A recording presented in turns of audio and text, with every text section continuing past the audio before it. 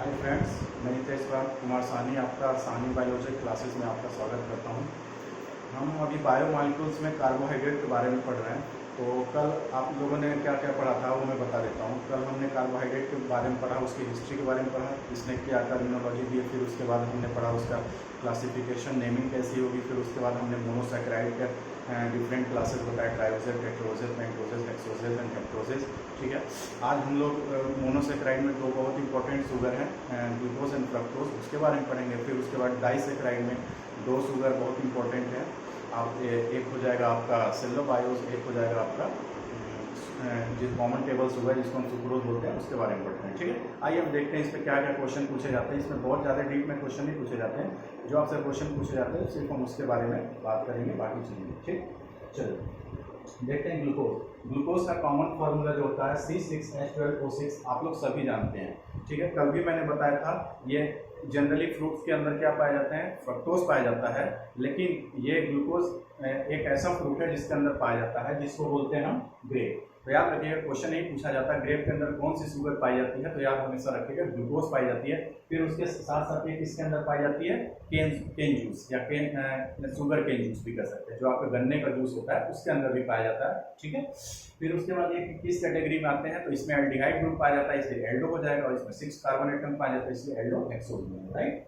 फिर इसके बाद it is immediate source of energy to the cell. तो हमारी सेल्स को जो इमीडिएट एनर्जी की जरूरत पड़ती है, तो उसको कौन प्रोवाइड करता है, वैसे तो एटीपी करती है, लेकिन एटीपी अगर छोड़ दिया जाए, तो अगर कार्बोहाइड्रेट की बात करी जाए, तो सबसे इमीडिएट सोर्स जो होता है आपका क्या होता है, ग्लूकोज होता है।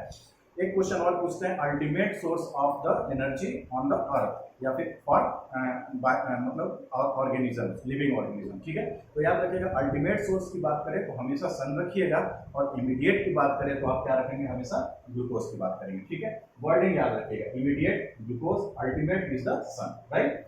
फिर क्वेश्चन पूछ लेते हैं, ग्लूकोज के टोटल आइसोमर्स कितने होते हैं। तो ग्लूकोज के जो आइसोमर्स होते हैं टोटल 16 होते हैं, 16 होते हैं, जिसमें क्या आ जाता है, ग्लूकोज के बाद आ जाएगा फ्रक्टोज भी आ जाएगा, इसका आइसोमर्स है, गैलेक्टोज भी आ जाएगा, माइनोज भी आ जाएगा, और डी फॉर्म भी हो जाएंगे, एल फॉर्म भी हो जाएंगे। तो सारे आइसोमर्स अगर बहुत, इसमें क्या है कि बताना संभव नहीं है स्ट्रक्चर बना के, तो आप लोग जब बुक्स में उसको पढ़ेंगे, क्योंकि लेक्चर पे सिर्फ सहारे डिपेंड नहीं रहेंगे आप लोग, मैं रिक्वेस्ट आपसे करता हूँ, लेक्चर सिर्फ आपके गाइडेंस के लिए होता है। ठीक है, कुछ कॉन्सेप्ट देने के लिए होते हैं, लेकिन फिर भी आपको जो मेहनत करनी होती है वो अल्टीमेटली किससे करनी होती है, अच्छी बुक से, अच्छी रेफरेंस बुक्स होते हैं, एनसीईआरटी होते हैं, अदर बुक्स होते हैं, उसको आप फॉलो करिए जरूर। ठीक है, तो आप क्या कर लेंगे, स्ट्रक्चर देख लेंगे, उससे आपको क्लियर हो जाएगा कि ये 16 आइसोमर्स होते हैं, किस तरह से होते हैं। फ्रक्टोज भी हो गया, गैलेक्टोज हो गया, ये भी डी फॉर्म हो गया, एल फॉर्म हो गया। तो अगर पूछा जाए फ्रक्टोज के कितने आइसोमर्स हैं, तो भी 16 हो जाएंगे। पूछा जाए गैलेक्टोज के कितने आइसोमर्स हैं, तो भी 16 हो जाएगा। पूछा जाए माइनोज के कितने आइसोमर्स हैं, तो भी क्या हो जाएगा आंसर 16। तो 16 याद रखिएगा आप लोग नंबर। ठीक है,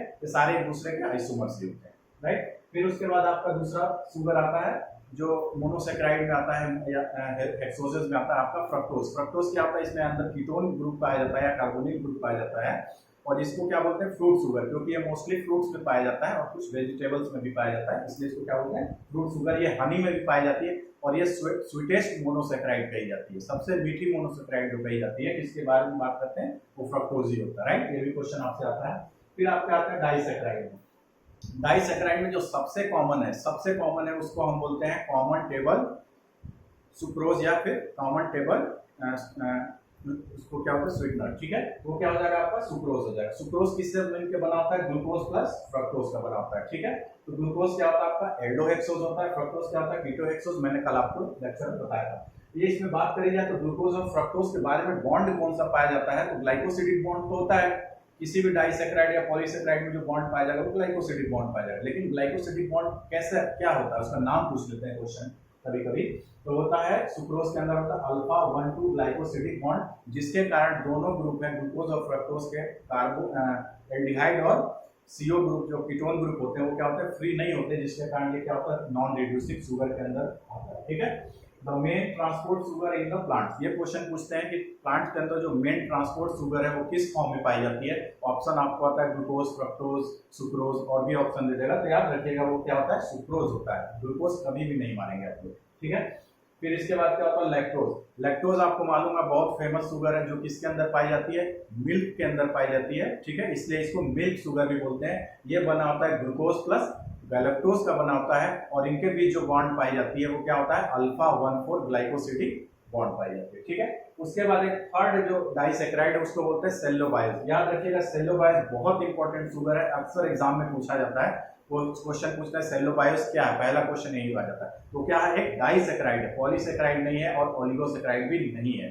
ये कैसे प्राप्त होता है, तो जो सेलुलोज होता है उसका डाइजेशन करते हैं तो जो पार्शियल डाइजेशन होता है, तो जिसमें क्या होता है सिर्फ 2 मोनोमर यूनिट रह जाती है ग्लूकोज की, सिर्फ एक ग्लूकोज प्लस 2 ग्लूकोज आपस में जुड़ के जो यूनिट मिलती है उसी को हम क्या बोलते हैं, सेल्लोबायोस बोलते हैं। ठीक है, तो ये सेल्लोबायोस याद रखिएगा डाइमर है, यानी ग्लूकोज प्लस ग्लूकोज का डाइमर। इसके बीच बॉन्ड कौन सा पाया जाता है, तो वो क्वेश्चन आंसर होता है बीटा 1,4 ग्लाइकोसिडिक बॉन्ड होता है। तो आपका सेलुलोज क्यों नहीं डाइजेस्ट होता है, क्योंकि जो हमारी डाइजेस्टिव एंजाइम जो स्टार्च के ऊपर वर्क करती है वो क्या होता है, अल्फा 1,4 ग्लाइकोसिडिक बॉन्ड को ही, अल्फा 1,6 ग्लाइकोसिडिक बॉन्ड को ही तोड़ पाती है, उसके अलावा दूसरे किसी बॉन्ड को वो नहीं तोड़ पाती। तो सेलुलोज में क्या पाया जाता है, आपका बीटा 1,4 ग्लाइकोसिडिक बॉन्ड पाई जाती है, जो क्या होता है हमारे एंजाइम जो होता है डायस्टेज होता है स्टार्च का डाइजेस्टिव एंजाइम, वो क्या करता है उसको रिकॉग्नाइज नहीं कर पाता, इसलिए रिकॉग्नाइज नहीं कर पाता तो क्या होता है उसको डाइजेस्ट नहीं कर पाता है। ठीक है, ये आप लोग ध्यान रखिएगा। फिर उसके बाद ये क्या होता है, obtained as a result of partial digestion of cellulose. आइए इतना तो आपको समझ में आ गया होगा, अगर नहीं समझ में आएगा तो आप लोग कमेंट देकर बात करेंगे। ठीक है, ठीक है, आते हैं नेक्स्ट स्लाइड।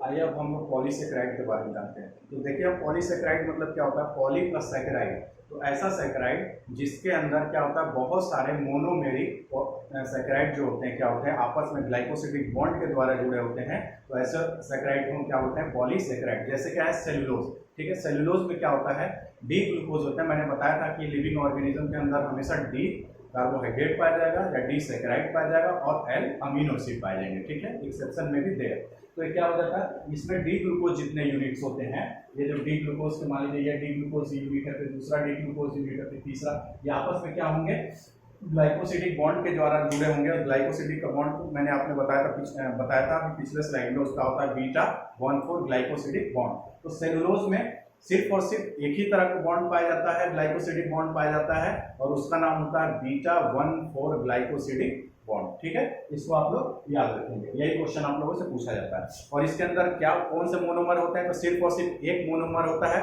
जिसको हम क्या बोलते हैं, डी ग्लूकोज, राइट, ये होता है। तो ठीक है, आइए इसके बारे में देखते हैं। तो cellulose it is structural polysaccharide. Structural polysaccharide का मतलब क्या होता है, वो पॉलीसेकेराइड जो कि बॉडी के स्ट्रक्चर में या सेल के स्ट्रक्चर को फॉर्म करने में कहीं भी यूज हुआ हो, तो ऐसे भी किसी भी कंपाउंड को जो किसी स्ट्रक्चर को बनाने में यूज हुआ हो उसको हमेशा बोलेंगे स्ट्रक्चरल कंपाउंड। तो अगर ये कार्बोहाइड्रेट है स्ट्रक्चर में यूज हो रहा है तो इसको बोलेंगे स्ट्रक्चरल कार्बोहाइड्रेट। जैसे किसमें यूज होता है, ये प्लांट के जो सेल होते हैं तो सेल मेम्ब्रेन के ऊपर सबसे बाहर जो नॉन लिविंग कवरिंग होती है जिसको अब आप लोग क्या बोलते हैं, सेल वॉल बोलते हैं। तो सेल वॉल के फॉर्मेशन में इसका यूटिलाइज होता है, इसलिए हम इसको बोलते हैं स्ट्रक्चरल कार्बोहाइड्रेट या पॉलीसेकेराइड, राइट।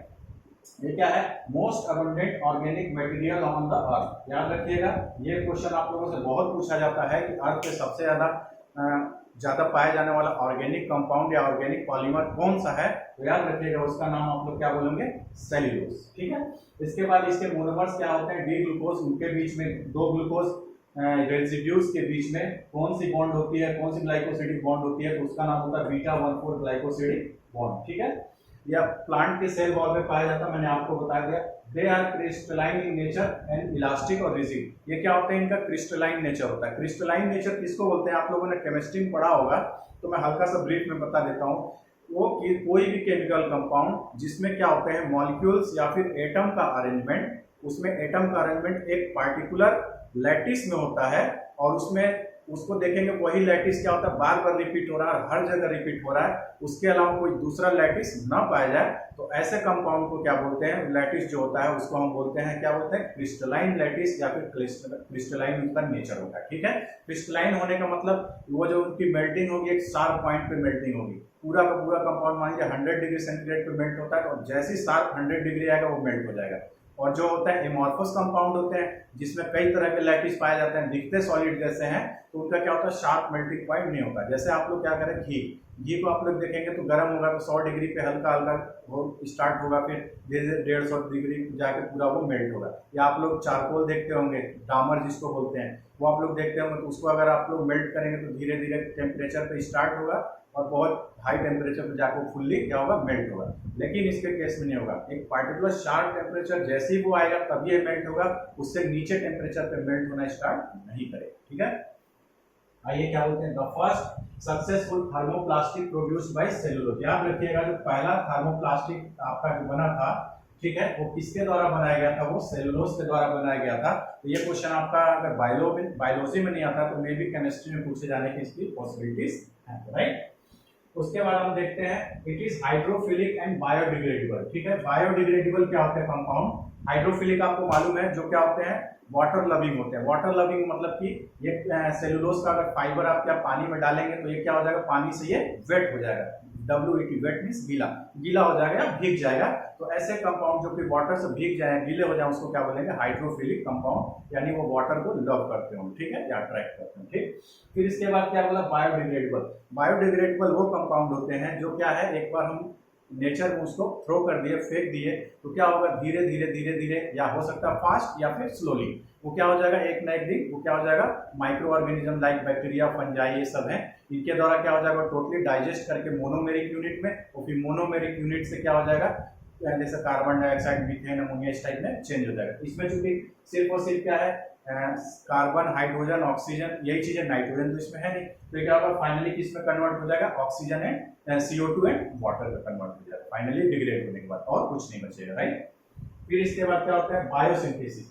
ये क्वेश्चन आप लोगों से पता नहीं पूछा गया कि नहीं, लेकिन ये इंपॉर्टेंट क्वेश्चन है। सेलुलोज की बायोसिंथेसिस कहाँ होती है, यानी सेल में ये इसकी सेलुलोज की सिंथेसिस कहाँ होती है, तो ये एनिमल सेल में सिंथेसिस इसकी नहीं होती है, क्योंकि ये प्लांट में पाया जाता है, इसलिए इसकी सिंथेसिस भी कहाँ होगी, हमेशा प्लांट सेल में ही होगी। और याद रखिएगा, प्लांट सेल में ये किसी ऑर्गेनली में नहीं होती है, बल्कि प्लांट सेल का जो सबसे बाहरी मेम्ब्रेन है, सेल मेम्ब्रेन जिसको बोलते हैं, ये सेल मेम्ब्रेन के ऊपर एक एंजाइम होता है, उसको बोलते हैं सेलुलोज सिंथेटेज। क्या बोलते हैं, सेलुलोज सिंथेटेज। वो क्या होता है, 6 के फॉर्म में पाया जाता है, 2, 2, 4, फिर 2, 6, इस तरह के फॉर्म में क्या होता है, स्ट्रक्चर होता है, उसके अंदर ये 6 एंजाइम एक साथ पाए जाते हैं।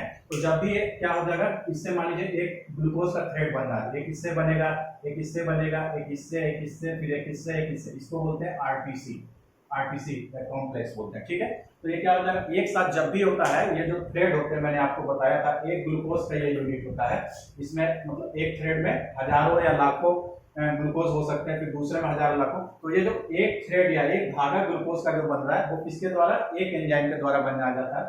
इसका मतलब जो सेलुलोज सिंथेसिस होती है, तो एक साथ कितने थ्रेड की सिंथेसिस होते हैं, आप लोगों से पूछा नहीं जाएगा, लेकिन मैं आपके नॉलेज के लिए बता रहा हूँ, हमेशा एक साथ मिनिमम नंबर कितने होते हैं, 6 आपका सेलुलोज यूनिट जो होते हैं एक साथ बनाए जाते हैं कभी भी। ये जो एंजाइम कॉम्प्लेक्स है 6 के फॉर्म में पाए जाते हैं, और एक एंजाइम हमेशा एक थ्रेड को बनाता है, तो यानी 6 एंजाइम है, तो हमेशा 6 थ्रेड या 6 सेलुलोज की थ्रेड या धागा एक साथ हमेशा बनाया जाता है, याद रखिए। ठीक है, ये कहाँ पाई जाती है, सेल मेम्ब्रेन पे एंजाइम पाई जाती है, इसलिए इसकी सिंथेसिस कहाँ होगी, सेल मेम्ब्रेन पे हो जाएगी। बाद में इसको ट्रांसपोर्ट कहाँ कर दिया जाता है, सेल के बाहर कर दिया जाता है फॉर डिपोजिशन। ठीक, देखिए आइए इसका स्ट्रक्चर देखते हैं। क्या होगा, ये जो आरटीसी है या सेलुलोज सिंथेटेज, क्या होगा, एक से एक थ्रेड बन जाएगा, इसी तरह कई थ्रेड रहेंगे। याद रखिएगा, इनमें ब्रांचिंग नहीं होती है। याद रखिएगा, सेलुलोज क्वेश्चन पूछा जाता है कि which of the following polysaccharide is non branch, ठीक है, तो उसमें ब्रांच नहीं पाई जाती, तो उसका आंसर क्या हो जाएगा आपका, याद रखिएगा, वो क्या हो जाएगा उसका, सेलुलोज। तो देखिए एकदम स्ट्रेट थ्रेड है, ये भी स्ट्रेट थ्रेड है, तो ये 100 थ्रेड मिला के ये सेलुलोज का एक थ्रेड है, ये सेलुलोज का एक थ्रेड है। इसी तरह 100 सेलुलोज के थ्रेड रहेंगे, वो मिलके एक स्ट्रक्चर बनाएंगे, उसको बोलते हैं माइसिली। 20 माइसिली ये रहेंगे, तो ये एक माइसिली है, 2, 3, 4, इसी तरह 20 माइसिली मिलेंगे, तो उसको जो स्ट्रक्चर बनेगा उसको बोलते हैं माइक्रो। ठीक है, उसको क्या बोलते हैं, माइक्रोफिब्रिल बोलते हैं। और इसी तरह 250 माइक्रोफिब्रिल बनाएंगे तो उसको बोलते हैं मैक्रोफिब्रिल। तो आपका सेल वॉल में पाए जाते हैं मैक्रोफिब्रिल पाए जाते हैं। मैक्रोफिब्रिल कहाँ होते हैं, सेल वॉल है तो उसमें बहुत सारे मैट्रिक्स रहेंगे। मैट्रिक्स मतलब क्या, बेस मटेरियल। जैसे मान लीजिए आप लोग क्या है, एक तरबूज देखेंगे, तरबूज में क्या है, काले काले सीड्स होते हैं, वो क्या हो गए आपके माइक्रोफिब्रिल हो गए, और जो रेड कलर का पूरा पल्प रहता है उसको आप लोग क्या बोल दीजिए, मैट्रिक्स या बेस मटेरियल। ठीक है, बेस मटेरियल जिसके ऊपर ये फाब्रिल क्या होते हैं, रहते हैं, पड़े रहते हैं या फिर उसके अंदर धसे रहते हैं। ठीक है, तो सॉरी, मैट्रिक्स में माइक्रोफिब्रिल क्या होते हैं, धसे रहते हैं। जब हम सेल वॉल का स्ट्रक्चर देखेंगे तो आपको बताएंगे। ठीक है, तो आज हम स्लाइड बहुत लंबी हो जाएगी, तो आज इसको यहीं पे वाइंड अप करते हैं। बाकी के नेक्स्ट पॉलीसेकेराइड जो होंगे स्टार्च, और एक बचता है आपका ग्लाइकोजन, उसके बारे में हम नेक्स्ट स्लाइड में देखेंगे। ठीक है, तब तक आप लोग चैनल को वॉच करते रहिए, लाइक करिए, सब्सक्राइब करिए और अपने दोस्तों में फैलाइए। बहुत बहुत धन्यवाद।